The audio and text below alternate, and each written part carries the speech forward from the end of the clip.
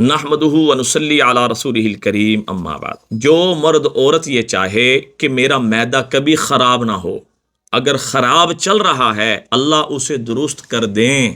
ساری کی ساری بیماریوں کی جڑ وہ معدے کا خراب ہونا ہے۔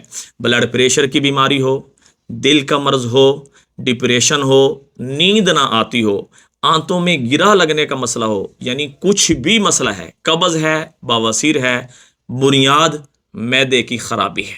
اور اگر آپ ان بیماریوں کے شکار ہیں، اللہ آپ کو ان بیماریوں سے شفا دے دے، تو آپ علیہ السلام کی بتائی ہوئی اس دعا کا اہتمام کر لیں۔ کھانے کے بعد جب کھانا کھا لیں تو آپ یہ دعا کریں، الحمدللہ الذی اطعم وسقا وصوغہ وجعل لہ مخرجا۔ جو مرد عورت کھانے کے بعد اس دعا کا اہتمام کرے گا اس کا کبھی معدہ خراب نہیں ہوگا۔ اگر یہ بیماریاں اس کو بلڈ پریشر، شوگر، دل کا مرض، کوئی بھی بیماری لگی ہوئی ہے، انشاءاللہ تعالی شفا مل جائے گی۔ دعاؤں میں یاد رکھیں، صدقہ جاری سمجھ کے شیئر کریں۔ السلام علیکم ورحمۃ اللہ وبرکاتہ۔